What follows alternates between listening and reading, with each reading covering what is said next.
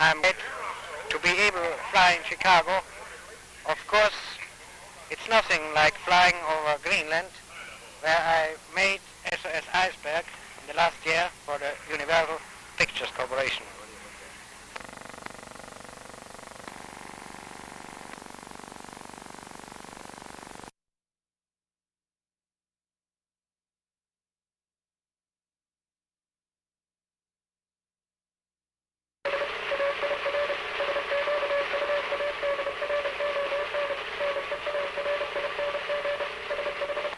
Mackie Radio has been in communication with the flyers since they have left Orbitella, Italy, then to Amsterdam. They are now up at Reykjavik, Iceland.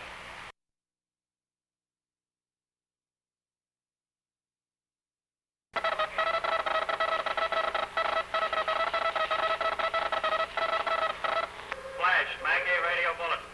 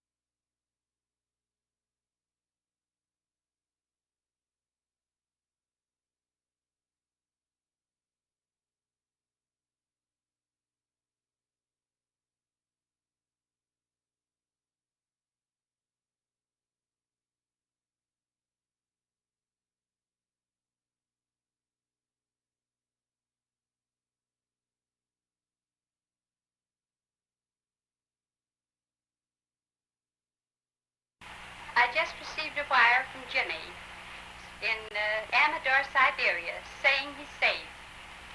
Oh, my, it's such a relief. And no one knows how happy I am.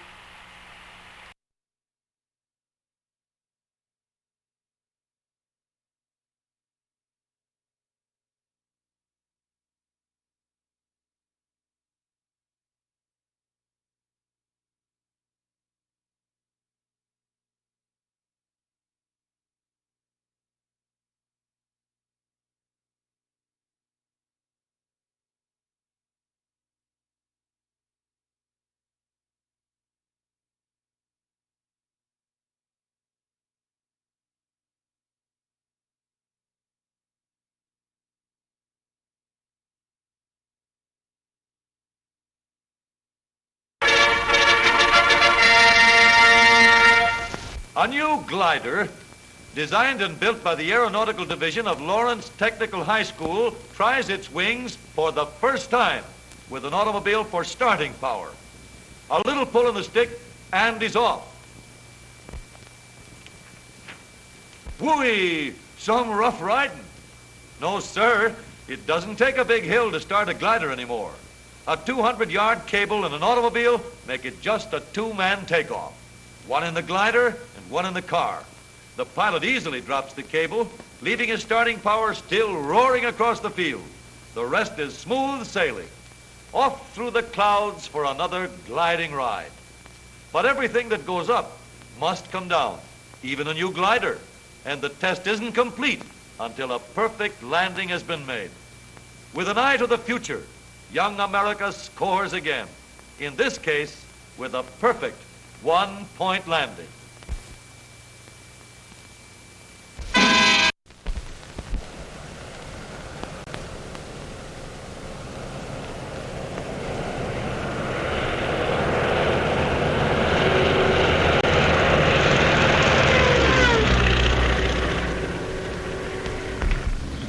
Well, this business of skywriting is simple enough. But of course there's a knack to it, same as anything else. Some folks learn quickly and some have to give up after years of trying. I suppose there's only about a dozen smoke riders in the country. Mechanically, it's not so complicated. Step up here and I'll show you. See this little trigger here? Well, that's a part of the pen we write with. When the trigger is pulled back, it opens a valve which permits chemicals to shoot out into the exhaust pipe. The exhaust pipe, being just about red hot, heats up the chemicals and makes the smoke you see from the ground. The tanks in the cockpit have to carry about 400 pounds of smoke oil. When we have to write long sentences, we use two planes. In our team, we have 3 planes working together. Well, we're off.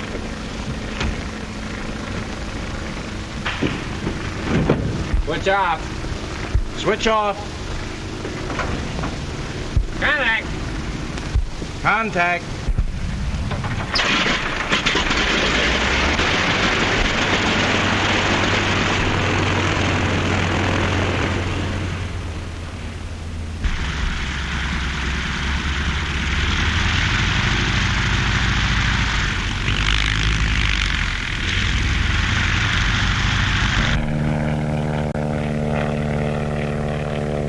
Of course, it's all in the viewpoint.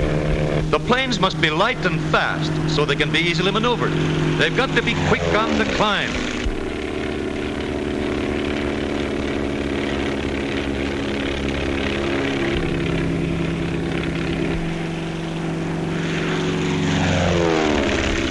About 2 miles up, most of the riding is done. At that height, the wind is steady. In a gentle breeze, words will drift 10 or 20 miles before they break up. And the writing is done horizontally, the way you'd write on a desk, and not up and down as it appears from the ground. To make it trickier, they have to write backwards or upside down, depends on how you look at it. So it will be right side up to you on the ground.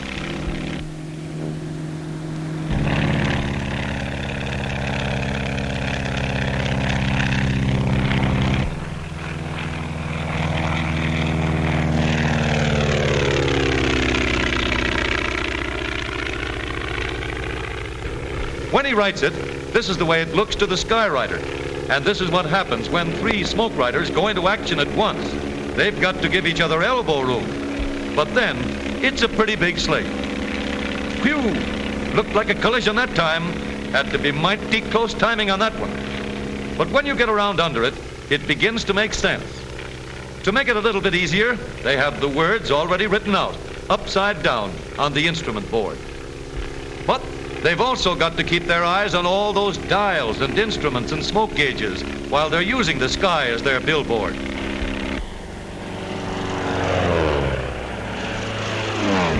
And smoke riding's got to be done right the first time. No erasing up here in the air. They've got to travel fast. Even a short word means a 15 to 20 mile trip. And it's nothing to turn around and go back 2 or 3 miles to cross your T's.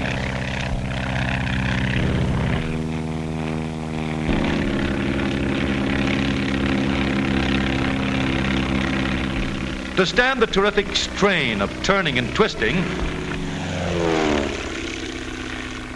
the planes have to be strong, yet capable of a cruising speed of over 120 miles an hour.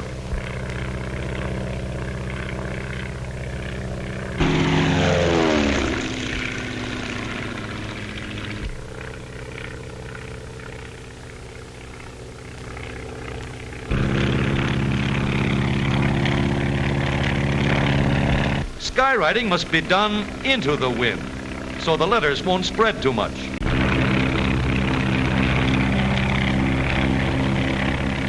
And out of the sun, so folks watching won't have the glare in their eyes.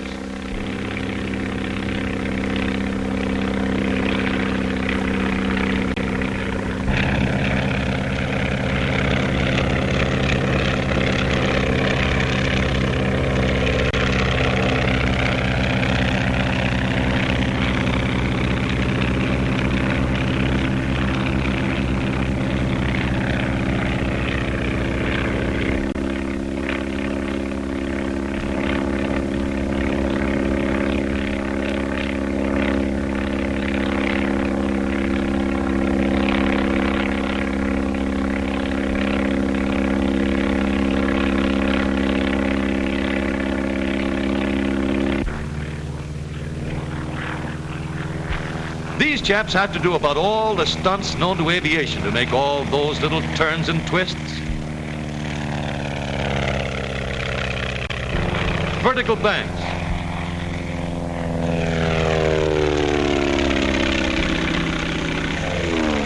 Loops.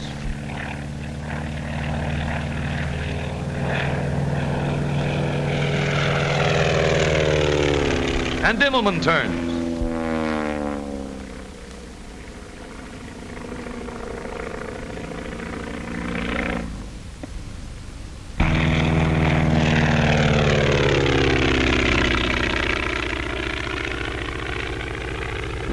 That calls for pretty good pilots and sharp eyes to follow them. But when the weather is right and they've finished a good job, the smoke riders get a big thrill and enough satisfaction to make up for all the duds and floaters that result from wind and clouds. A human bumblebee buzzes across the sky.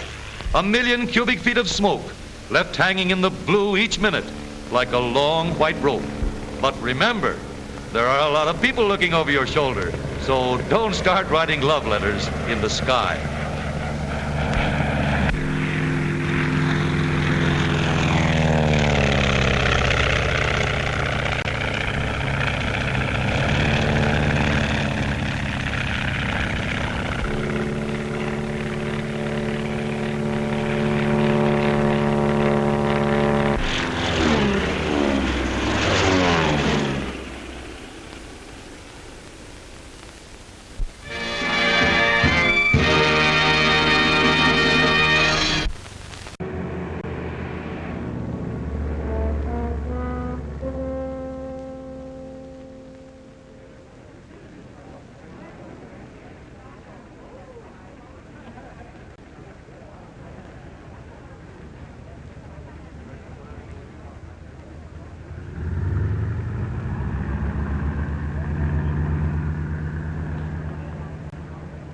Carl expects to make New York and higher. Well, I don't like to brag about my baby boys, but I predict the special will crack every record between Los Angeles and New York.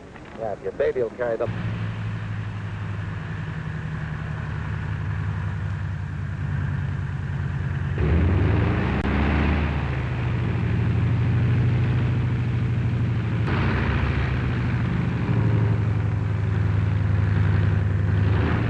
Well, boss?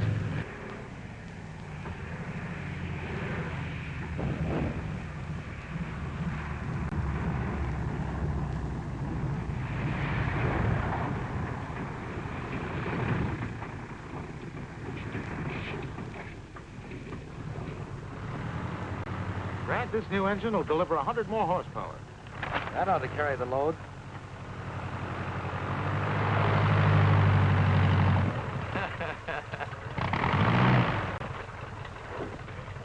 What does that guy think he is, a crop duster?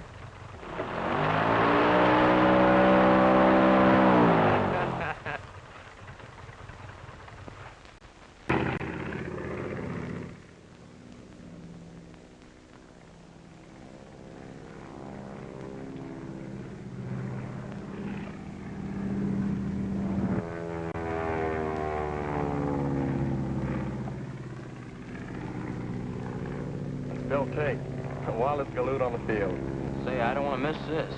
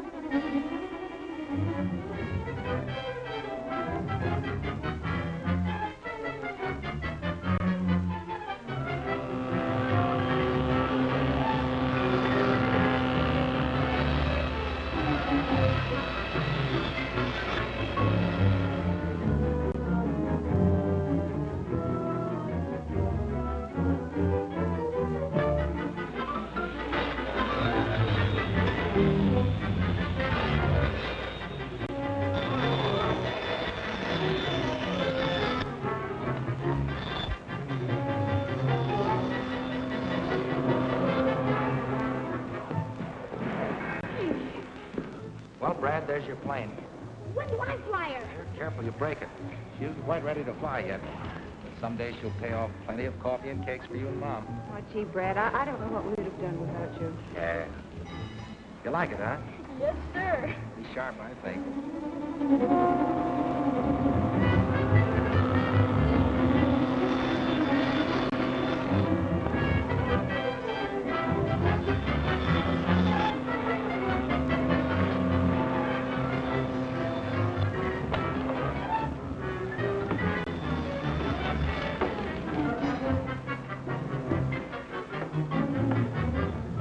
Doc, do you think these rudder cables are heavy enough? They'll take 4,000 pounds. That ought to be enough. Hey, Brad, Doug, talk Doc. about your bottlenecks. What's the matter? You'll have to leave for Washington first thing in the morning, I Doug. can't. I got all this work piled up. If you don't go, there won't be any ship to test in 2 weeks. What do they want? CAA needs a formula for stress analysis immediately. Well, haven't they got that here? Not on geodetic. You better get some rest. Incidentally, you're doing a swell job, Doug. Yeah. Hey, Squid.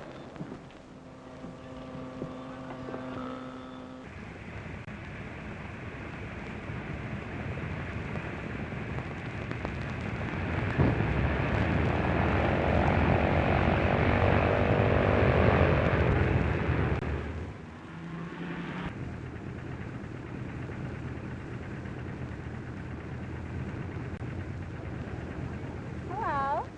Are you the daredevil flyer? I ain't the flyer, but I could be a daredevil. What are you doing? Warming her up. Hey, I used to be a sailor. Do you like canoes? Uh-huh. Well, maybe I can get away in about an hour. I like canoeing. Yeah? Where can I get a hold of you? You might try Mercury 8436. Mercury 83... What? Mercury 8436. That's right. Chuck, and he's leaving now. I'll get a red canoe.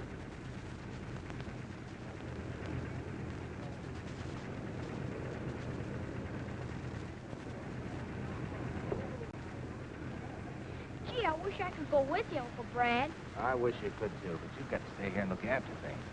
Be sure and take good care of Mom, won't you? Hey, Farrell, how about a shot? Sure. One with Miss Blake. You know, kissing her for luck. Okay, boss? Thanks. Bye, boy.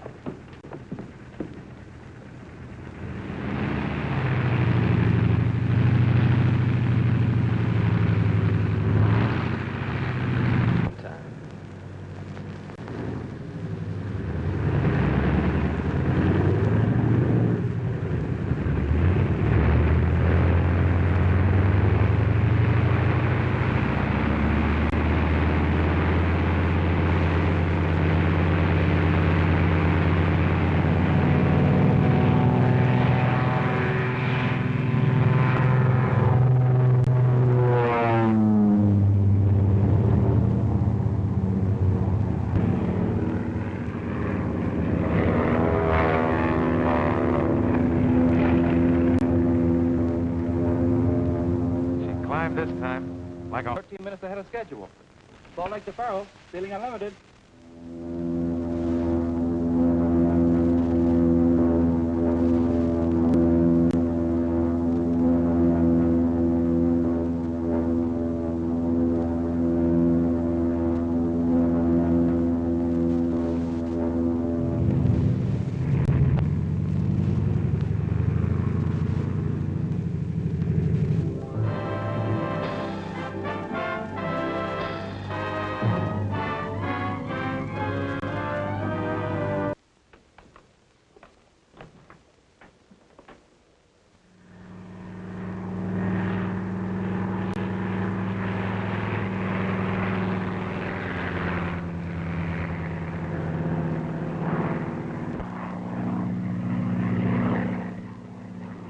See that baby climb? She got off swell, Professor.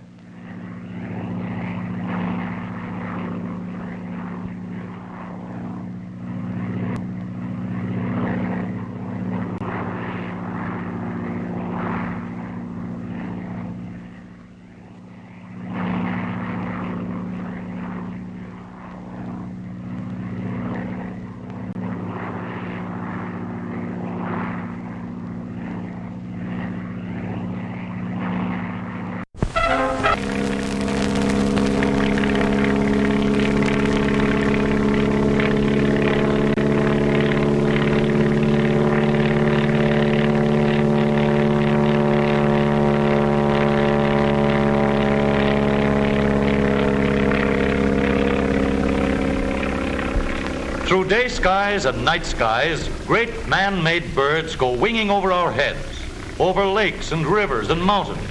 Faster than the wind, they hum along with little effort. But every plane has a guiding hand, and behind the throttles of the giant engines, there sits a pilot who makes them purr or roar at his command.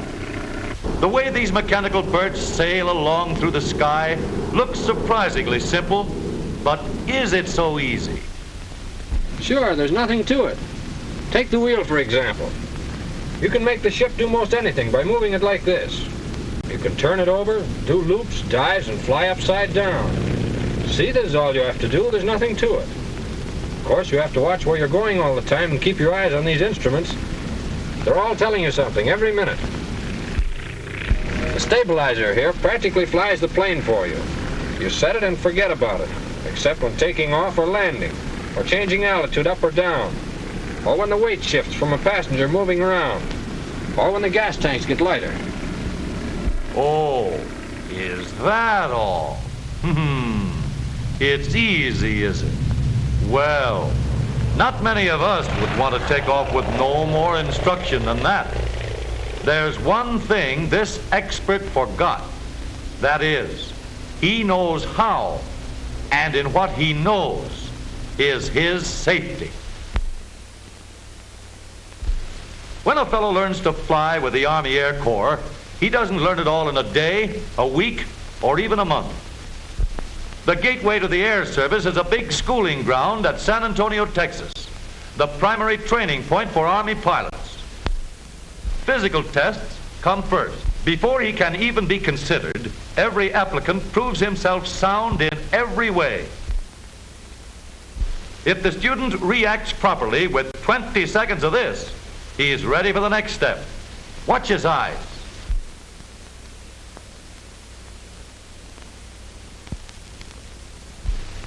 Ability to judge distance and timing is determined from the results of a depth perception test.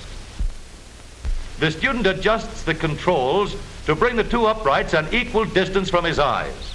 He gets a thorough test on the coordinator to find out how quickly he will react later in the air. Every Army pilot must be an expert radio operator to be able to understand signals in the air.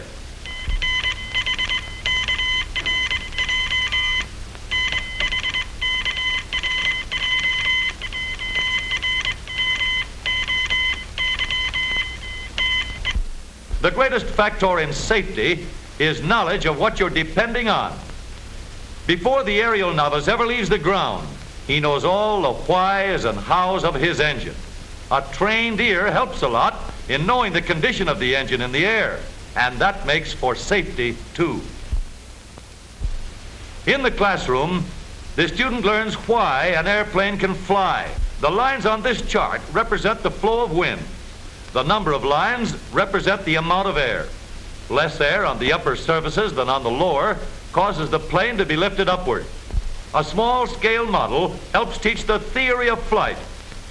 The link trainer explains how the controls are operated and what effect their movements have upon a plane in the air. In the link trainer, preliminary instruction in instrument flying is given. The student practices straight and level flying, normal turns, climbing and gliding turns, stalls and spins, and flying a course on the radio beam.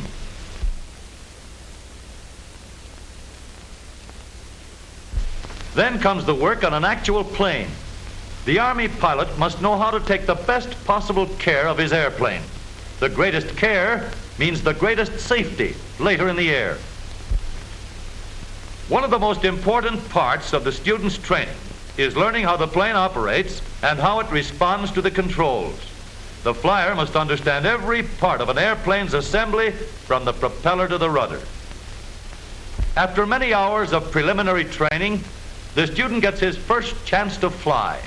On first flights, the plane is always equipped with dual controls, and an instructor goes along to guide him.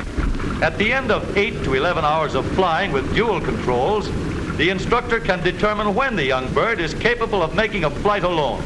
Now, he's ready for the thrill of a lifetime, his first solo flight.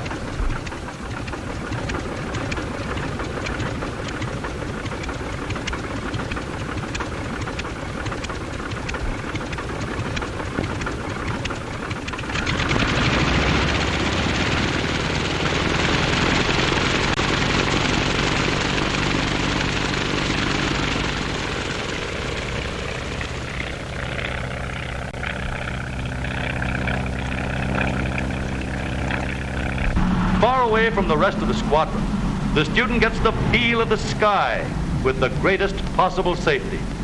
There's a perfect three-point landing to his credit. Couldn't be better. Months more of practice, and the young flyer has earned the right to fly one of the Army's famous P-26A pursuit planes, the harnessed Hornet of the air. Now he's a top-notch pilot, and flying is easy because he knows his plane and how to control it for safety.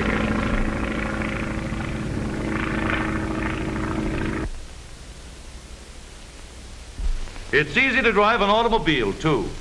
But here again, the greatest factor in safety is a knowledge of what you are driving and how it can be controlled. Anybody can start a car, whether he knows anything about power and brakes or not. It's easy to push down accelerators, release clutch pedals. It's easy to shift the silent synchro mesh gears. And it's easy to stop the car with perfected hydraulic brakes. But like the expert flyer, the driver of a modern, high-powered motor car should know all he can learn about automobiles. The beginner should have an understanding of his automobile before he ever attempts to drive in traffic. Every driver should know the traffic rules so well that he will automatically obey them and drive safely all the time. Every car has its instruction book.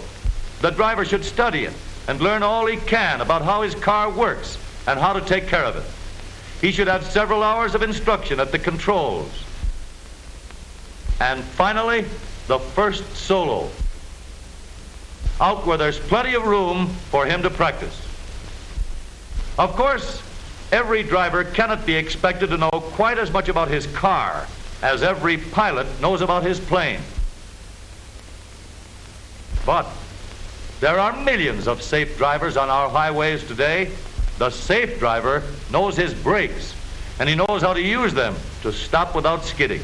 The safe driver knows his transmission and how to start on slippery roads without spinning the wheels. The safe driver knows the braking power of his engine and how to save his brakes on hills.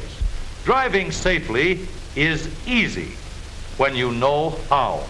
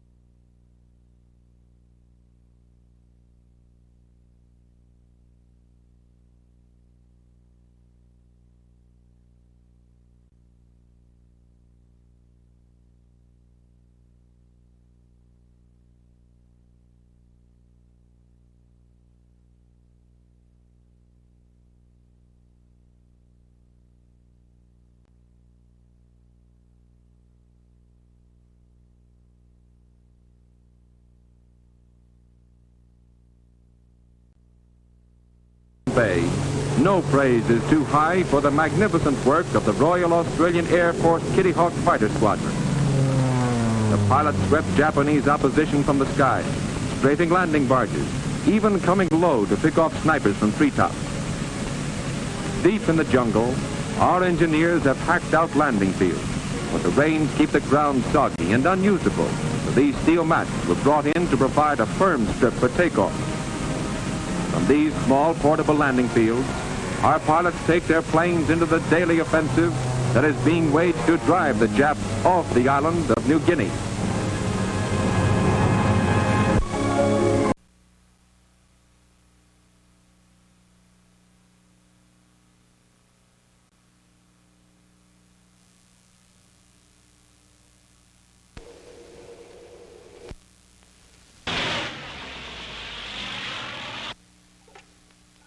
Your call, please.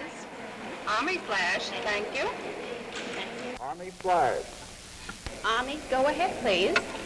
7-1, Irene, 4-5, Blue, 3-5, 6 by... Take off now, vector 10 degrees, Angels.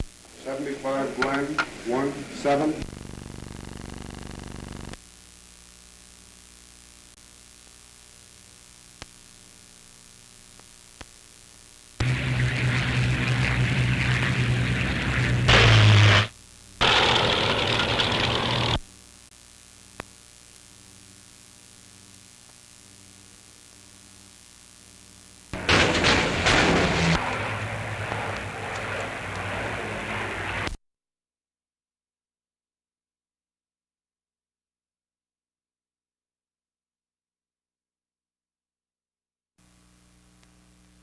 Tubular frameworks of airplanes are welded, as are countless other parts, from fuel tanks to landing gears.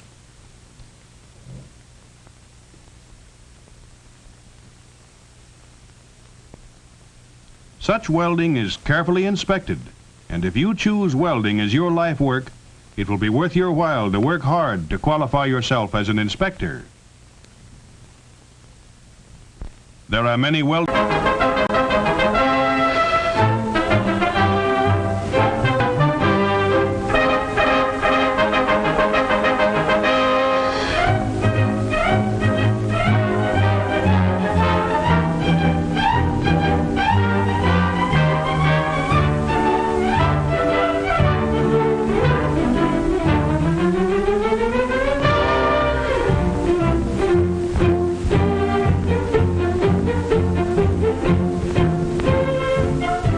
From the very beginning, man has struggled ever onward in his conquest of time and space. For countless centuries, lofty mountains mutely challenged him, standing as stalwart barriers across his path. Upon the oceans that surrounded him, he launched his ships. At the mercy of wind and tide, they made slow headway across the waters. Over the lowlands, the wilderness of desert and green valleys, he plodded his very way, earthbound in the conquest of time and space. But man is no longer earthbound, and Lockheed rides the airways with a thrust of bright propellers and the flash of gleaming wings. And behind this Lockheed lies aviation history. In 1903, on the plains of Kitty Hawk, North Carolina, this history began. In the granddaddy of all modern planes, the Wright brothers won immortality by sustaining flight in a heavier-than-air flying machine. There is no fuss or ceremony, no cheering crowds. The motors sputter and catch, weights drop, the ship catapults off the ground into the air for the first flight on record. Since then, aviation history is written in a never-fading book of records. In 1928, a Lockheed Vega, the well-known Yankee Doodle, reaches New York from Los Angeles in 18 hours and 58 minutes. At the controls are Colonel Arthur Goebel and Harry Tucker.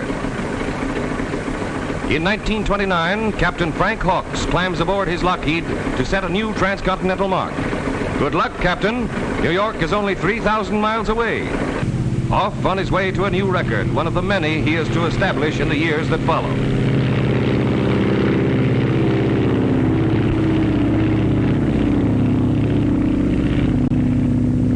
Into the cockpit of his Lockheed Sirius climbs Colonel Charles Lindbergh. Mrs. Lindbergh is with him. Flying together, as always, they are heading from Washington, D.C., across the Bering Sea to Japan. A perfect landing after almost half the world has rolled by beneath their wings. Cheers and waving flags as Tokyo greets them. That same year, 1931, Ruth Nichols lands her Lockheed Vega after establishing a new feminine altitude record of 28,743 feet. Nice going, Miss Nichols. 1933, a famous Lockheed, the Winnie Mae, carrying a famous flyer, comes home from a solo flight around the world. What an achievement for Wiley Post. First man to fly around the world alone, and first to fly around the world twice, both times in a Lockheed. Colonel and Mrs. Lindbergh are starting on another and perhaps their greatest journey. A 29,000-mile survey flight from New York to Labrador, Greenland, Iceland, Europe, the Azores, Africa, Brazil, and return to New York. 1934 finds Sir Charles Kingsford Smith, together with Captain P.G. Taylor, completing a 7,000-mile trip from Australia to Oakland, California. It is the first crossing of the Pacific from west to east, and Sir Charles, in his Lockheed Altair, the Lady Southern Cross, has made it in less than 55 hours. This great flyer and great plane certainly deserve congratulations. In 1935, Amelia Earhart flies her Lockheed from Honolulu to Oakland. She is the first woman to make a solo flight over the Pacific, covering the distance in 18 hours, 16 minutes. The crowd hails her for an outstanding performance. 1938, Howard Hughes hurries to his plane for the start of his race around the world. 3 days, 19 hours, and 9 minutes later, his Lockheed brings him back to New York and a new record. In less than 4 days, he saw 5 sunrises, and the plane actually beat the revolution of the Earth on its axis. Records and more records, and these are just part of a long list. But exciting as they are, they mean nothing to the true goal of aviation unless the experience gained is applied to further the speed, safety, and all-round performance of air transportation. And with the cooperation of the pilots who made these famous flights, Lockheed has been able to achieve that performance and create new standards of efficiency. That was true in the development of this Electra, which was Lockheed's first all-metal bimotor transport. It made history on the air lanes of the world, and every subsequent model has lived up to its tradition. Here is the 12. It is a smaller ship, accommodating 6 passengers and answering the proven need for a plane that can combine economy with the performance of a large airliner. This Lodestar is a luxury transport. Certainly one of the best looking, it is today probably the fastest commercial ship on regular airline service. And for the convenience of all customers, service and parts depots have been established throughout the world to maintain the peak performance of Lockheed's vast fleet. And in all corners of the globe, 24 hours of every day, these ships fly the airways in routine flight, confidently accomplishing the jobs for which they were built. The conquerors of time and space. Lockheed over North America. United Airlines, Continental Airlines Incorporated, Mid-Continent Airlines Incorporated, Northwest Airlines, Chicago and Southern Airlines, Braniff Airways Incorporated, National Airlines, Delta Airlines, Boston Maine Airways Incorporated, Trans-Canada Airlines, Pacific Alaska Airways. Lockheed over Central America, Líneas Aéreas Mineras, TACA, Cia Nacional Cubana de Aviación. Lockheed over South America, Pan American Airways Incorporated, KLM, Air France, Avianca, Línea Aeropostal Venezolana. Lockheed over Africa, Air France, Air Afrique, Aéro Maritime, South African Airways, DETA. Lockheed over Europe, British Airways Limited, Aer Lingus Terranta, KLM, LOT, Aeroput, LARES, Romania, Air France. Lockheed over Asia, KLM, KNILM, Japan Air Transport Company Limited.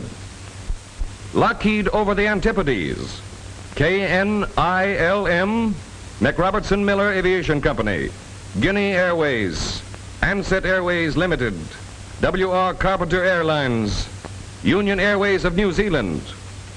Lockheeds also serve high government officials of the Netherlands East Indies, Mexico, Venezuela, Brazil, Argentina, Australia, Canada, Great Britain, India, and the United States. Worldwide coverage, but it has not been accomplished in a day. It is the result of a smooth-running combination of men and machines. In that combination lies the story of Lockheed itself. It is a success story, modern, exciting, typically American. The Lockheed Aircraft Corporation plant, Burbank, California, in 1926. And today, the same company, the same location, but quite definitely not the same plant. As recently as 1932, sales aggregated the overwhelming total of $23,298.03. In 1940, actual deliveries amounted to more than $42 million, and conservative estimates indicate that in 1941, this figure will be more than doubled.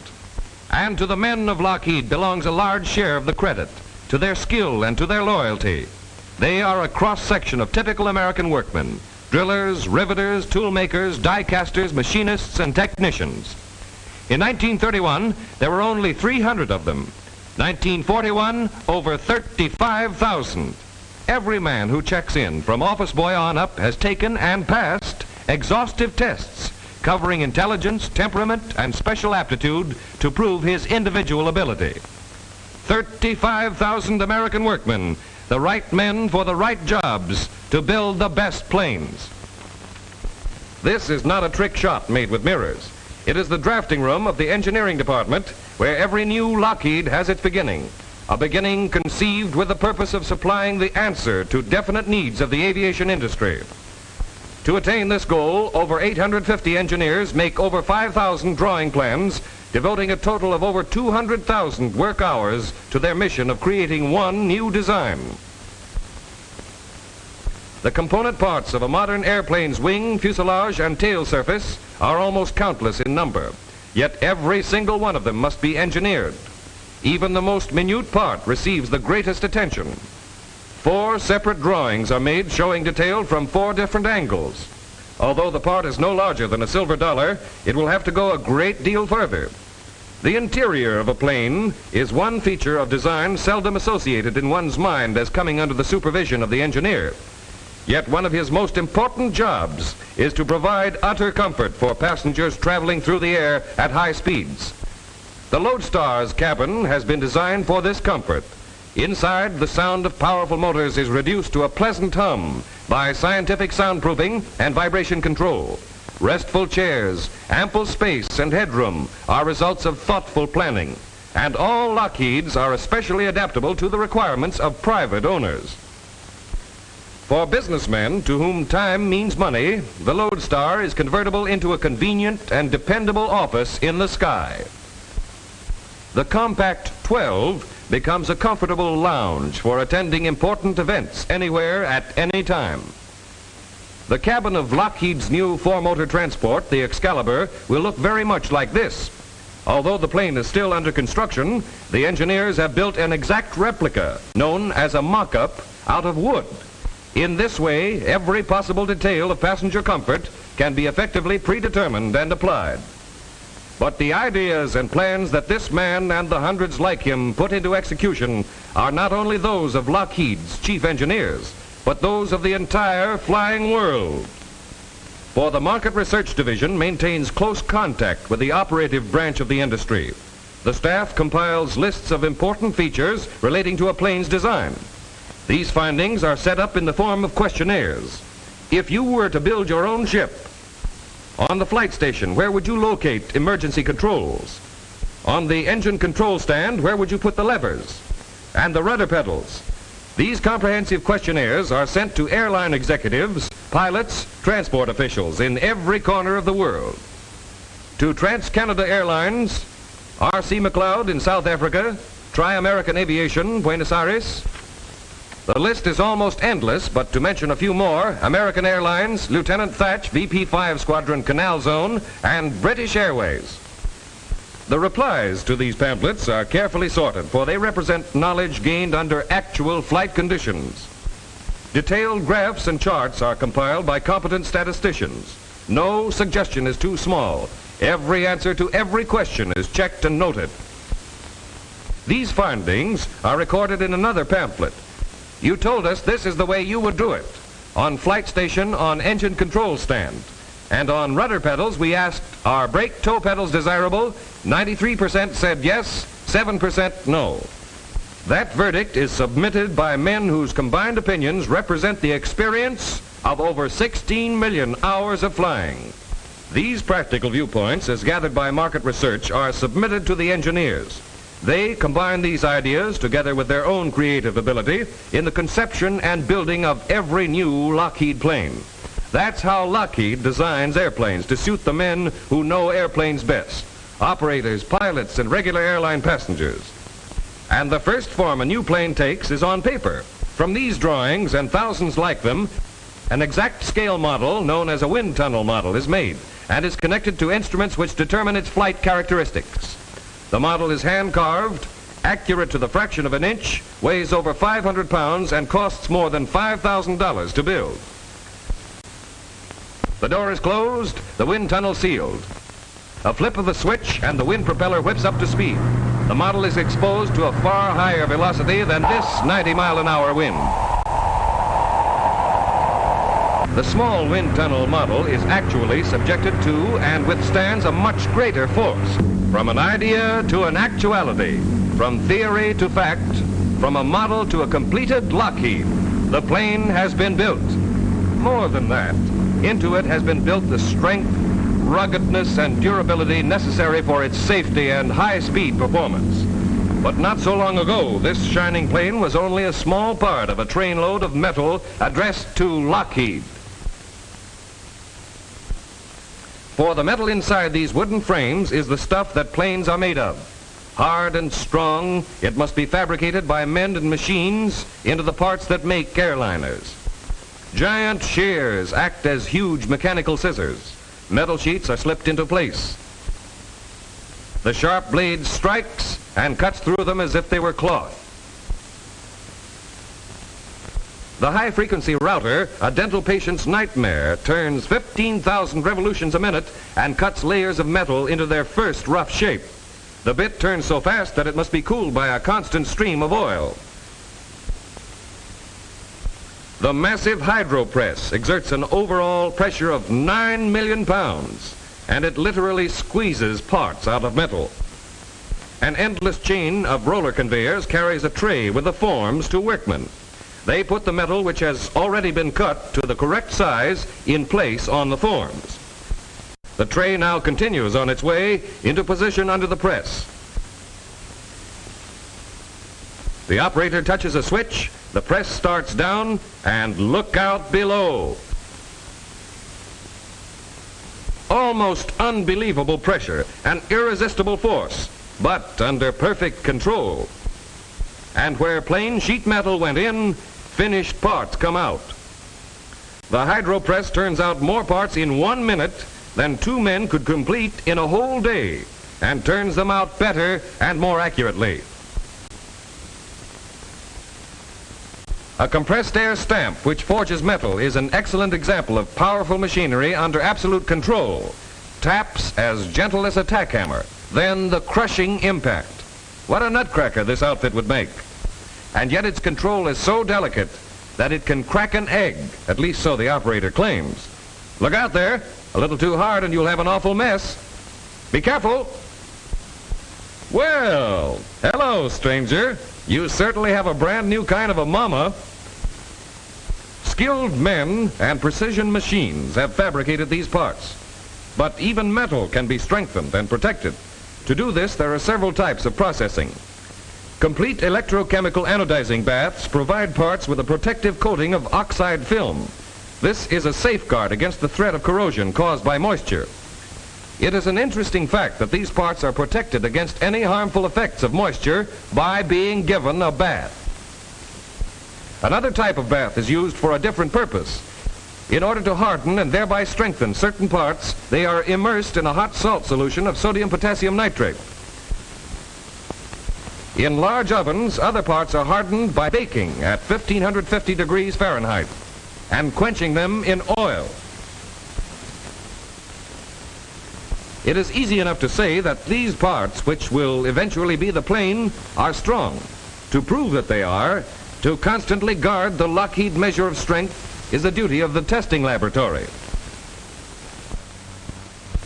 A spectrograph is one of the most modern scientific testing devices. It analyzes the purity of the metal alloys which go into a plane. Tremendous heat created by an arc burns sample filings of the metal. These filings are placed in a cavity on the lower of two acid-treated graphite electrodes and then burned.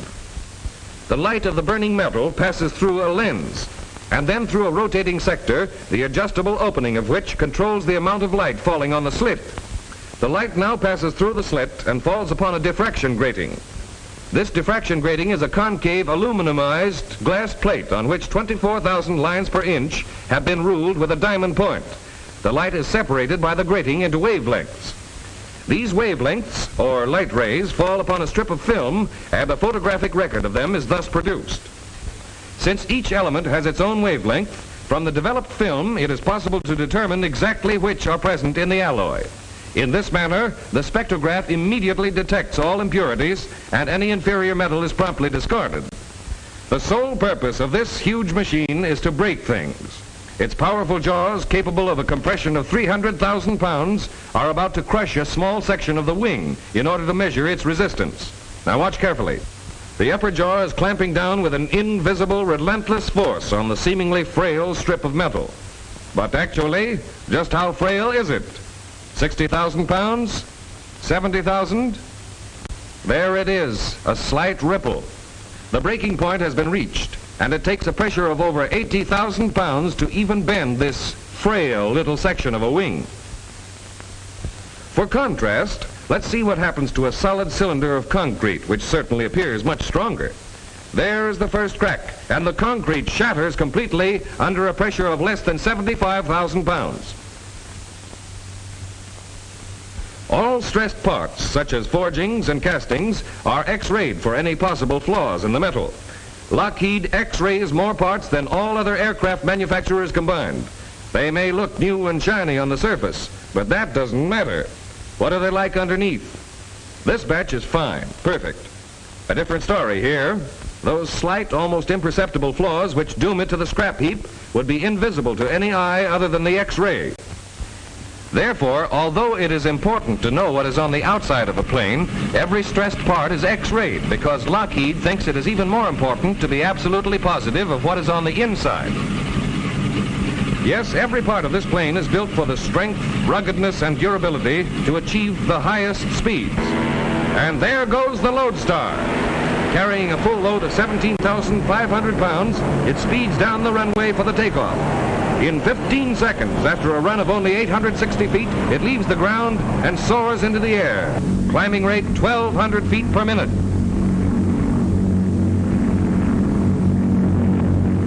And while the plane is in flight, the dials and indicators on the panel are the guides by which a pilot flies. Over a half a mile of wire connects them with the controlling instruments, which must be infinitely accurate before they are installed. In the instrument testing laboratory, each instrument and accessory is, to all intents and purposes, actually flown before being installed on the plane itself. For instance, on this stand, a motor duplicates the swing of a plane to test the turn and bank indicators. Here, tachometers are also tested, and propeller governors, vacuum pumps, fuel pumps, starters, generators, and hydromatic motors for feathering propellers. The automatic pilot is checked by a vacuum system against mercury manometers. This small box can guide a plane in flight, keep it as true to its course as the most experienced pilot. An airplane is a chain of which the thousands of separate parts are the links. They must be forged together in order to shape the wing, the tail, and the fuselage. The duty of the wing is to provide the lift that sustains the flight of an airplane. Here in the plant, it must be assembled as flawlessly as it was designed. Although a wing is generally considered as a unit, it is really composed of 3 parts, 2 outer sections and the center section. We are all familiar with the general shape of a wing, but while an outer section is in the first stages of assembly, we can get a good idea of the complex structure on the inside. Every rib and crosspiece has its purpose. Remember, it was just a small part of the wing that we saw withstand a compression of 80,000 pounds. Each operation is executed with precision and care as the outer section moves down the production line and takes shape. High-speed electric drills punch holes for the rivets. There are more than 700 drillers or riveters who have all had previous training. Even so, before they're assigned to actual production, they must attend Lockheed's own school until they can uphold the plant's standard of efficiency and skill. There are more than 50,000 rivets on a completed wing, and every one of them is checked, examined, and checked again. This requires an army of over 200 inspectors, such as this one.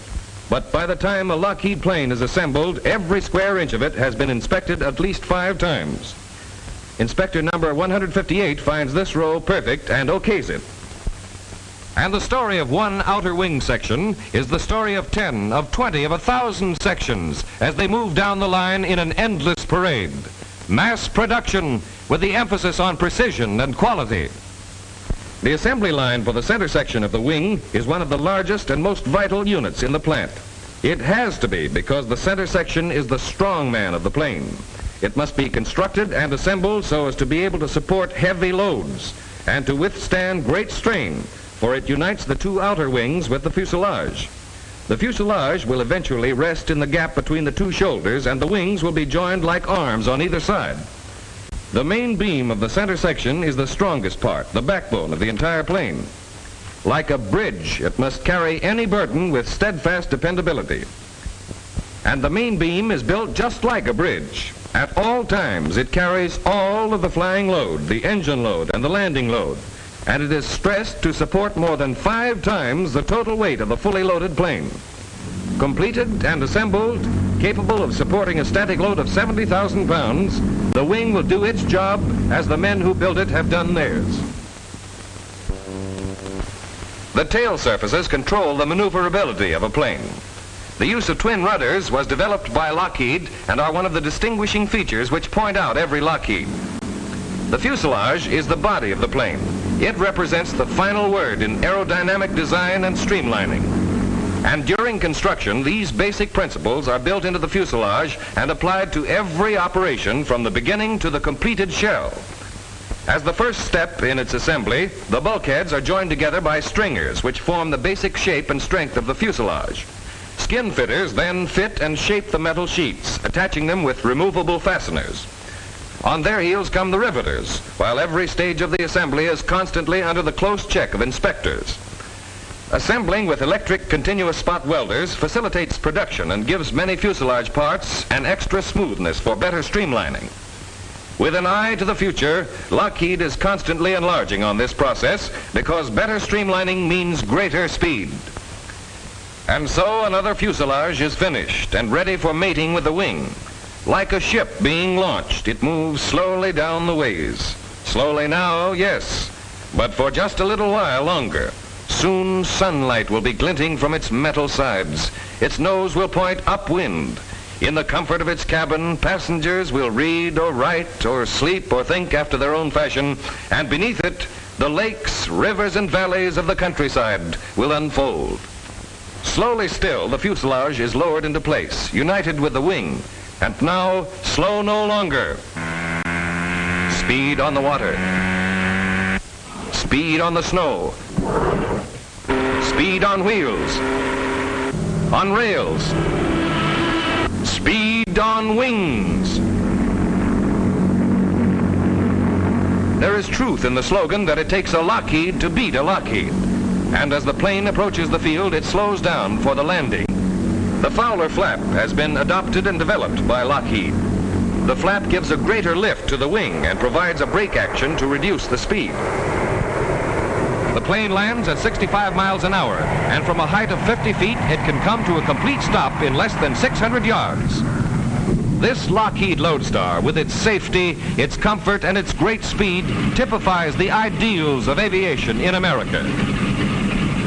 To protect these ideals, Lockheed is contributing its share toward national defense and the defense of democracy in other parts of the world. These B-14 bombers, better known as the Lockheed Hudson bombers, are rolling off the production line at an ever-increasing rate. They have been ordered in great quantities by Great Britain and Australia. When ready for delivery by boat, the Hudson bombers are dismantled. The sleek fuselages are carefully encased in canvas, and the wings, already stowed away below deck, are crated in wooden frames for safe shipment. When the planes reach their destination, they are easily reassembled and soon ready to take their places in the staunch defense of the British Empire. And while these planes start on their long journey by water, others are being given their final test flights for the tough job ahead. And still more are winging their way directly toward Canada. In combat, in actual line of duty, the Hudson bombers have won a name for their efficiency and dependability. And as America builds its planes for commerce and for defense, it is well to remember that Americans invented the airplane and developed the modern conception of mass production used by Lockheed.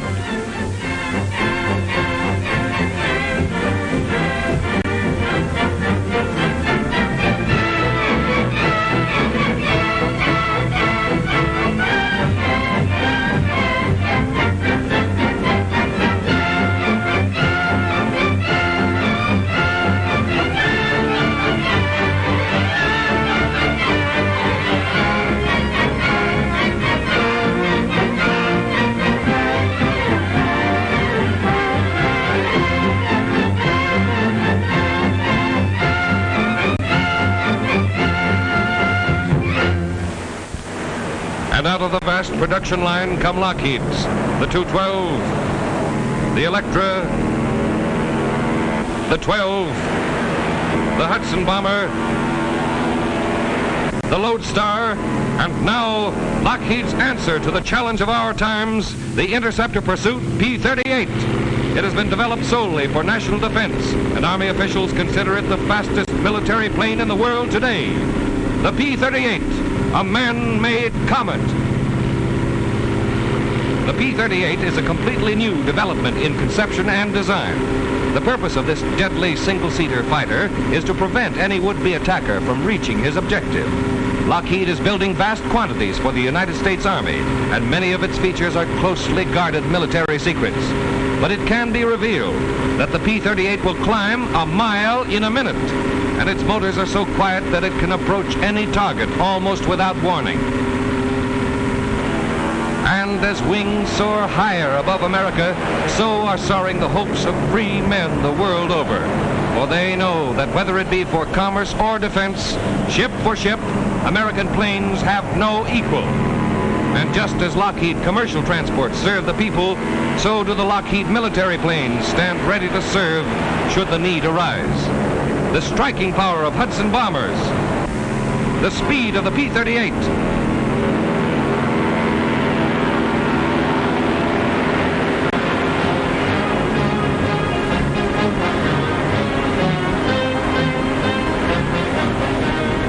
envisioned by Lockheed, engineered by Lockheed, built by Lockheed.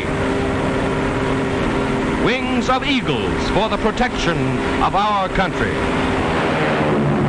Wings of progress for the prosperity of our people, today and tomorrow. And the airplane of that tomorrow, who knows what it will be, for the march of aviation has been so swift. But whatever it is, the world will look to Lockheed leadership then as it looks to Lockheed for leadership today.